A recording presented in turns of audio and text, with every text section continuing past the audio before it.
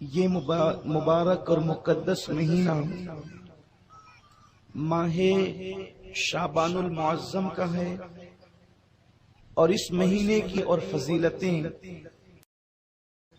اگر کچھ نہ بھی بیان کی جائے تو صرف ایک حدیث مبارکہ اس مہینے کی فضیلت میں ثبوت ہے کہ اللہ کے نبی صلی اللہ علیہ وآلہ وسلم فرماتے ہیں شعبان من شہری، کہ شعبان میرا مہینہ، جس مہینے کو اللہ کے نبی صلی اللہ علیہ وآلہ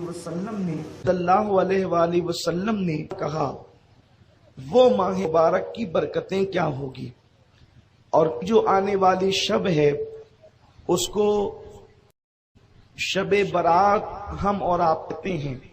شب برات مطلب آزادات، اور اس شب کا نام آزادی کی رات اس لیے رکھا گیا کہ اس رات اللہ کے نبی صلی اللہ علیہ وآلہ وسلم نے اللہ کے بندوں کو جہنم سے آزادی کا مشدہ عطا فرمایا۔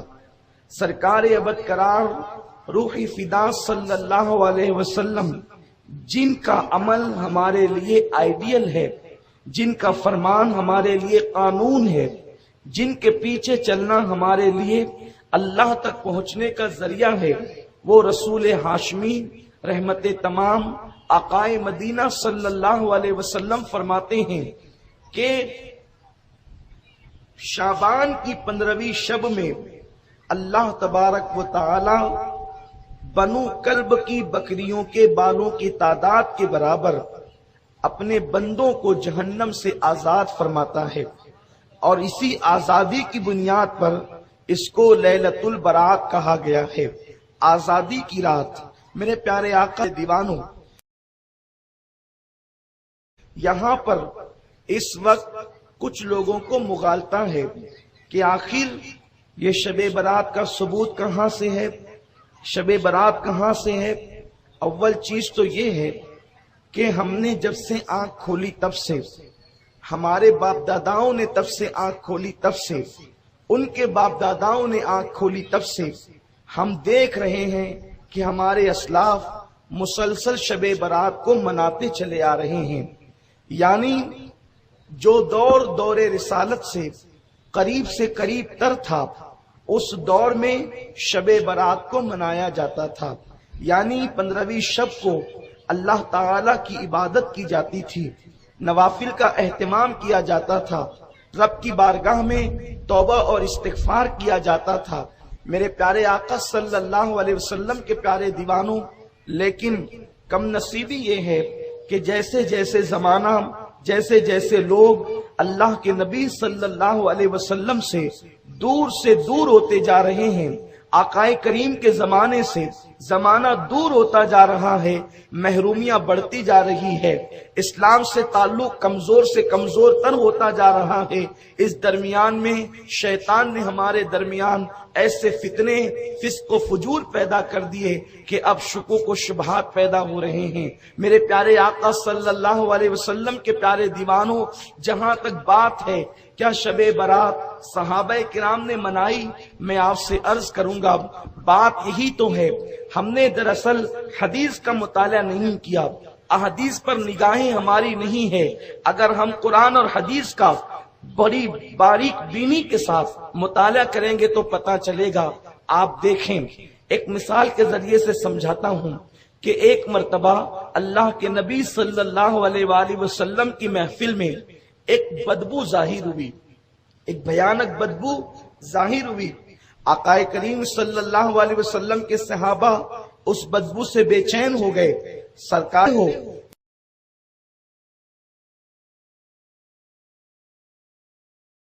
یہ بدبو کس چیز کی ہے؟ یہ جو بدبو آ رہی ہے یہ کس چیز کی آ رہی ہے؟ صحابہ نے عرض کیا اللہ جانے اور اس کا رسول جانے۔ دیکھیں صحابہ کا انداز کتنا حسین ہے، ان کا عقیدہ، ان کا نظریہ کتنا واضح ہے کہ وہ کسی بھی معاملے میں یہ ایمان رکھتے تھے کہ اللہ جانتا ہے اور اللہ کے بتائے سے اللہ کا محبوب جانتا ہے، اس لیے کہ جب کسی کو یار بنایا جاتا ہے تو اس سے ذات نہیں چھپائی جاتی تو بات کیا چھپائی جائے گی۔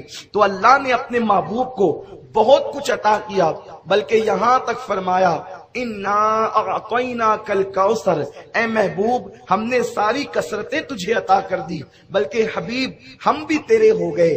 آپ غور فرمائیں، جب خدا ان کا ہو جائے تو اب دنیا کی کون سی چیز ہے جو مصطفیٰ جان رحمت کی نہیں؟ تو آقا کریم صلی اللہ علیہ وسلم کے سوال کرنے پر میرے صحابہ یہ بدبو کائے کی ہے؟ صحابہ نے عرض کی آقا اللہ جانے اور اس کا رسول جانے۔ تو میرے آقا فرماتے ہیں یہ بدبو ایک غیبت کرنے والے کی بدبو ہے، غیبت کسی نے کی ہے اسی کی بدبو ہماری محفل میں ظاہر ہوئی۔ اب میں آپ سے پوچھتا ہوں، رسول اللہ صلی اللہ علیہ وسلم کی یہ صحیح حدیث، اس پر کسی کو کوئی کلام نہیں، آپ فرما رہے ہیں کہ یہ بدبو کی غیبت ہے۔ جیسے ہمارے درمیان کوئی کچرے کی کنڈی کو اکھاڑ دے تو بدبو آتی ہے، گٹر صاف کی جائے تو بدبو آتی ہے، اس وقت غیبت کی بدبو آئی، آج غیبت کی بدبو نہیں آتی۔ تو اس کا مطلب یہ ہے کہ آج مسلمان غیبت سے پاک ہیں، کسی گلی میں غیبت نہیں ہو رہی ہے، کسی گلی میں غیبت نہیں ہو رہی ہے، کسی گھر میں غیبت نہیں ہو رہی ہے، کسی محلے میں غیبت نہیں ہو رہی ہے، غیبت کہیں نہیں ہو رہی ہے۔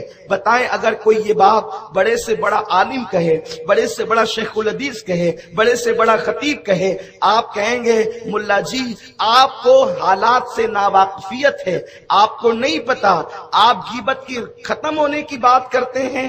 ارے کل تک جو قوم غیبت سے روکتی تھی آج وہی اہل جبہ و دستار غیبت میں مبتلا ہیں، کل تک کے عورتیں غیبت کرتی تھی آج مرد بھی غیبت میں مبتلا ہیں۔ کل کے مقابلے میں رسول اللہ کا دور تو خیر القرون تھا، اس دور کے اندر سے زیادہ غیبت تو آج کے دور میں ہے۔ وہ کون بندہ ہے جو غیبت سے محفوظ نہیں؟ وہ کون ہے جو غیبت نہیں کرتا؟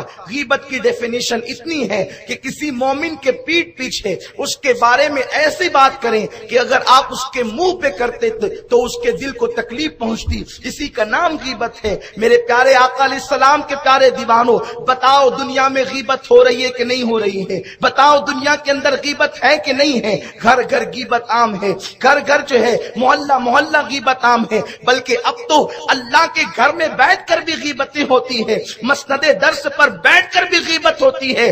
پھر مجھے بتاؤ وہ بدبو کیوں نہیں آتی جو رسول اللہ کی محفل میں آئی تھی؟ وہ محفل رسول میں جو بدبو آئی تھی وہ آج کی محفلوں میں کیوں نہیں آتی؟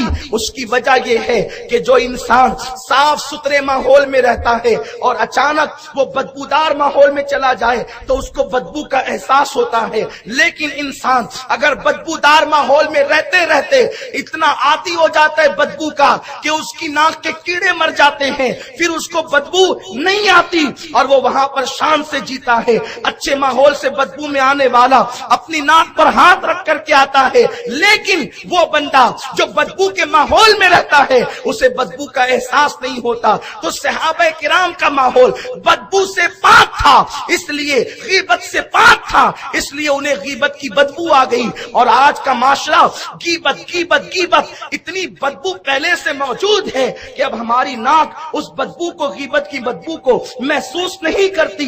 تو اب یہ کہنا کہ صحابہ کی محفل میں غیبت کی بدبو آئی تھی، اگر آج بدبو نہیں آتی تو میں نہیں مانتا کہ دنیا میں غیبت نہیں ہوتی۔ اب اس حدیث کو سامنے رکھیں، اس کی تشریح کو سامنے رکھیں۔ اب یہ کہنا کہ کیا صحابہ نے مسجد نبوی سجائی تھی، کیا صحابہ نے شب برات منائی تھی؟ نادان مجھے ایک رات ایسی بتا دے کہ جس رات میں صحابہ نے مصلی پر بیٹھ کر اللہ کی بارگاہ میں آنسو نہ بہائے ہوں۔ کوئی ایک رات ایسی بتا دو کہ جس رات صحابہ نے نوافل نہ پڑھے ہوں۔ ایک رات ایسی بتا دو جس رات صحابہ نے قرآن کی تلاوت نہ کیے ہو۔ صحابہ کی رات و دن کو قرآن یوں بیان کرتا ہے، اللہ اکبر، رات و دن کو یوں بیان کرتا ہے۔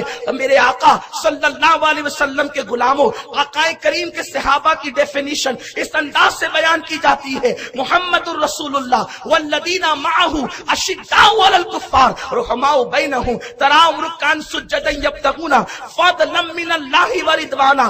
تراہم، جب بھی تم ان کو دیکھوگے اس حالت میں دیکھوگے وہ کثرت سے رکوع کر رہے ہیں, کثرت سے سجدے کر رہے ہیں. کیوں کر رہے ہیں؟ اس لیے کہ وہ اللہ کی رضا چاہتے ہیں, اور کثرت سے رکوع و سجود کی وجہ سے سیماہم فی وجوہہم من اثر السجود, اللہ نے کثرت رکوع و سجود سے ان کے چہروں کو جگمگا دیا ہے, ان کے چہرے چمک گئے ہیں. ارے ان کی پہچان ہی تھی کہ وہ رات و دن اللہ کی عبادت کرتے تھے. رات و دن تو یوں بیان کیے, اور ان کے لمحے لمحے کو قرآن بیان کرتا ہے. الذین یذکرون اللہ قیاما وقعودا وعلی جنوبہم ویتفکرون فی خلق السماوات والارض ربنا ما خلقت هذا باطلا سبحانک فقنا عذاب النار. صحابہ کے لمحے لمحے کو قرآن جو کہتا ہے, رات و دن تو اپنی جگہ ہے کہ وہ کھڑے ہوتے ہیں تو اللہ کا ذکر کرتے ہیں, وہ لیٹتے ہیں تو اللہ کا ذکر کرتے ہیں, وہ بیٹھتے ہیں تو اللہ کا ذکر کرتے ہیں,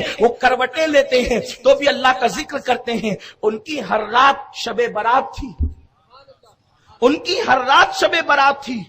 اسی لیے آپ کو نہیں پتا چلتا کہ صحابہ نے شب برات منائے. کیوں آپ کو پتا اس لیے چلتا ہے کہ آپ کے یہاں اب راتوں کو قیام کرنے والے نہ رہے, آپ کے یہاں اب راتوں کو رونے والے نہ رہے, آپ کے یہاں راتوں کو گڑ گڑانے والے نہ رہے. جو مسلوں پہ گڑ گڑاتے تھے اب تو وہ نکڑ پہ بیٹھنے لگے, جو آہیں بھرتے تھے وہ تو قہقہے لگانے لگے. اب بتائیں, تو جب انسان عبادت سے دور ہو گیا تو پھر کبھی کبھی جو کوئی کام ہوتا ہے تو اس کی شہرت ہوتی ہے, کبھی کبھی کوئی کام ہوتا ہے تو اس کے متعلق چرچے ہوتے ہیں. تو یہ کہنا نیری حماقت ہے. کیا صحابہ نے شب برات منائی؟ ارے ان کی ہر رات عبادت کی رات تھی. اور شب برات کیا ہے, کوئی ڈھول پیٹتے؟ شب برات کیا ہے, کوئی اس میں آرکیسٹرا ہوتا ہے؟ شب برات بس اتنی ہے کہ علماء کہتے ہیں کہ اس رات عبادت کرو, صلاۃ التسبیح پڑھو, نوافل پڑھو, اپنے اللہ کی بارگاہ میں توبہ کرو, قبرستان حاضری دو. حاضری اس لیے قبرستان دو کہ اس کی کچھ حکمتیں ہیں. نمبر 1, شب برات میں سب کو بخشا جاتا ہے, انہیں نہیں بخشا جاتا جنہوں نے رشتہ داروں کے ساتھ بدسلوکی کی یا ماں باپ کو ناراض کیا. تو جو زندہ رشتہ دار ہے وہ تو ان سے مل کر معافی مانگتا ہے, اور جو قبروں میں رشتہ دار سو رہے ہیں وہاں جا کر ان کی مغفرت کی دعا کرتا ہے تو وہاں ان کا دل خوش ہوتا ہے. پہلی حکمت. دوسری حکمت یہ ہے کہ شب برات میں سال بھر کے مردوں کی لسٹ صحابہ کو, فرشتوں کو دی جاتی ہے کہ اتنے اتنے لوگ اس سال انتقال کریں گے. یہ تقسیم ہوتا ہے معاملہ, اتنے اتنے لوگوں کا انتقال ہوگا تو فرشتوں کے ہاتھ میں وہ لسٹ جاتی ہے. آقا فرماتے بہت سے لوگ ہوتے ہیں جو ہنسی کر رہے ہوتے ہیں, بہت سے لوگ ہوتے ہیں جو کھا رہے ہوتے ہیں, بہت سے لوگ ہوتے ہیں جو شادی کے پلان بنا رہے ہوتے ہیں, لیکن اللہ کے یہاں ان کے لیے قلم چلتا ہے کہ ان کا نام زندوں سے نکال کر مردوں کی فہرست میں لکھا جاتا ہے. تو اب ہم اس رات قبرستان اس لیے رہتے ہیں تاکہ ہماری موت ہمیں یاد آئے, اور جب ہماری موت ہمیں یاد آتی ہے تو ہم اپنے لیے مغفرت کی دعا کرتے ہیں, ہم توبہ کرتے ہیں, استغفار کرتے ہیں, اپنی زندگی کو بدلنے کی کوشش کرتے ہیں. بلکہ کتنی واضح حدیث ہے جس کو ہمارے اسلاف نے اپنی کتابوں میں لکھا. سرکار غوث الاعظم دستگیر لکھتے ہیں, حضرت علامہ جلال الدین سیوطی لکھتے ہیں, اس طرح سے بہت سے بزرگوں نے لکھا. حدیث یہ ہے کہ اماں عائشہ صدیقہ کا جو لقب ہے, اور محدثین نے بھی اس کو اس اعتبار سے لکھا, شب برات کے حوالے سے نہیں لکھا, اماں عائشہ کے حوالے سے لکھا. اماں عائشہ کا نام عائشہ ہے, صدیق کی بیٹی اس لیے صدیقہ ہے, لیکن ان کا ایک لقب ہے حمیرہ, انہیں حمیرہ کہتے ہیں. اور یہ لقب حضور علیہ السلام نے اماں عائشہ کو دیا. کیا؟ حمیرہ. حمیرہ کا مطلب آپ یوں کر سکتے ہیں سرخ رنگت والی, سرخ رنگت والی کو کہتے ہیں حمیرہ. اب اس پر محدثین نے جو بحث کی ہے کہ حضور علیہ السلام نے اماں عائشہ کو حمیرہ کا لقب کیوں عطا فرمایا, حمیرہ کیوں کہا, تو بات یہ ہے کہ اماں عائشہ خود فرماتی ہے, راوی کون ہے؟ اماں عائشہ صدیقہ, میرے رسول کی محبوب زوجہ اماں عائشہ صدیقہ, احادیث میں بڑی باریک نظر رکھنے والی, ہزاروں تابعین کی استاد ہیں, सैकड़ों सहाबा की उस्ताद हैं अम्मा आयशा। 1/3 इस्लाम उम्मत तक पहुंचाने वाली है अम्मा आयशा। अम्मा आयशा वो है जिसकी शान में अल्लाह ने सूरह नूर की आयतें नाजिल की। अम्मा आयशा मोमिनीन की माँ वो है जिसके बिस्तर पे कुरान नाजिल हुआ। कायनात की कोई औरत जनाबे हव्वा से लेकर के आज तक, आज से लेकर कयामत तक कोई औरत न पैदा हुई है न पैदा होगी जिसके बिस्तर पे कुरान नाजिल हुआ। ये अम्मा आयशा का बिस्तर है कि हुजूर उस बिस्तर पे मौजूद होते और अल्लाह का कलाम नाजिल होता। ये भी मेरे नबी की शान है। मूसा अगर तौरेत चाहिए तूर पर आकर ले जाओ, ईसा इंजील चाहिए फला मुकाम पर आकर ले जाओ, लेकिन कुर्बान मेरे मुस्तफा की शान ये है, महबूब कुरान चाहिए तुझे नहीं आना, तू जिधर जाएगा कुरान भी तेरे पीछे पीछे आएगा, कुरान तेरे पीछे आएगा। महबूब तू हरम काबा में होगा तो कुरान वहां भी आएगा, तू मदीने तैयबा में होगा कुरान वहां भी आएगा, तू ओहद में होगा कुरान वहां भी आएगा, तू बद्र में होगा कुरान वहां भी आएगा, हत्ता कि तू आयशा के हुजरे में बिस्तर पे आराम कर रहा होगा कुरान वहां भी आएगा। लेकिन कुरान तो अल्लाह का कलाम है। आप तवज्जो फरमाएं अपने नबी की शान क्या है। सबसे बड़ा मसला यही है कि इस उम्मत ने अपने नबी के मर्तबे को फरामोश कर दिया। बस पता नहीं यहूद और नसारा ने कैसे कांटे तुम्हारे दरमियान बो दिए, अब तुम्हारे अंदर मिलाप की कोई गुंजाइश नजर नहीं आती, इतनी गंदगियां बो दी गई, अब एक दूसरे से मिलने का कोई वक्त तुम्हें नहीं मिलता। इसलिए कि यहूद और नसारा की फिक्र थी मुसलमानों के दिल में नबी के लिए शुकूक व शुबात डाल दो और इस कौम को नबी से इतना दूर कर दो कि ये कौम टुकड़ियों में बढ़ जाए, ये कौम फिरकों में बढ़ जाए, और तुम्हें फिरकों में बांट दिया गया। मुसलमानों फिरकों में बंटने का वक्त नहीं है, इस वक्त तो नबी पाक सल्लल्लाहु अलैहि वसल्लम को अल्लाह ने जैसा बनाया है उस अकीदे पर मुत्तहिद और मुत्तफिक होने का वक्त है। जमाना तुम्हें मिटाने के चक्कर में है, बैतुल मुकद्दस खतरे में है, हरमैन शरीफैन खतरे में है। इस वक्त टुकड़ी और फिरकों में बंटने का टाइम तो न था, इस वक्त तो वक्त वो था कि अबू बकर, उमर, उस्मान और अली का, साद और सईद का, तलहा व जुबैर का जो अकीदा था, तुम अपने अनानियत के बुत तोड़कर सहाबा के अकीदे पर आ जाते और हाथ में हाथ मिलाकर इस्लाम का जो है वो तहफ्फुज करते।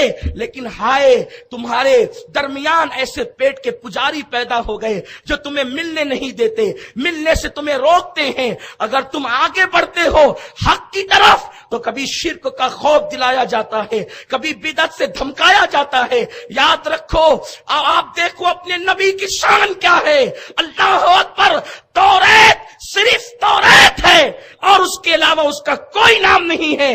लेकिन कुरान अल्लाह का कलाम है, उसकी कुछ सूरतें मक्की है, कुछ सूरतें मदनी है। लोग कहते हैं ये मक्की मदनी सूरतें क्या हैं, मक्की मदनी सूरतें कैसे हो गई? अरे वो तो कलाम अल्लाह का है। अल्लाह मकान से पाक है, ना अल्लाह मक्की है ना अल्लाह मदनी है, फिर उसका कलाम मक्की मदनी कैसे हो गया? तो सुनो, मुफस्सिरीन जवाब देते हैं कि जब तक नबी मक्के में थे दुनिया उन्हें मक्की कहती थी। तो जो कुरान की सूरतें नाजिल हुई, अल्लाह ने कहा महबूब जब तक तू मक्की है मेरा कलाम भी मक्की है। और जब हिजरत करके मदीने चले गए महबूब अब तुम मदनी हो गया तो मेरा कलाम भी मदनी हो गया।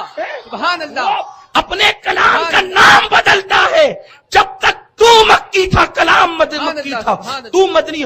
इससे बड़ी भी कोई मोहब्बत उस रसूल को अब तुम तोलने चले जिसके मक्की होने पर खुदा ने कलाम मक्की किया, जिसके मदनी होने पे अपना कलाम मदनी किया। अब उस नबी को तुम तोल रहे हो। कौन तोल रहा है? पान दुकान वाला। कौन तोल रहा है? ठेला लगाने वाला। कौन तोल रहा है? किराना दुकान वाला। कौन तोल रहा है? जिसे सिहाय सित्ता का नाम लेना नहीं आता, जो सिहाय सित्ता को सुहाय सित्ता कहते हैं। इमाम बुखारी का नाम जिन्हें नहीं पता वो नबी को तोल रहे हैं। वो खुदा होकर कहता है महबूब मैं तो जमान और मकान से पाक। देख रहे मोहब्बत का तकाजा तो दे। खुदा होकर कलाम का नाम बदला, खुदा होकर कलाम का नाम बदला और बता दिया कि देखो मैं अल्लाह होकर इतना प्यार करता हूं, तुझे बंदा होकर कितना करना चाहिए। वो बेनियाज हो कितना प्यार करता है, तुझे कितना करना चाहिए। लेकिन अफसोस टुकड़ियों में मत बंटो, हक की तरफ आओ, हक के मुतलाशी बनो, सच्चाई की तरफ आओ।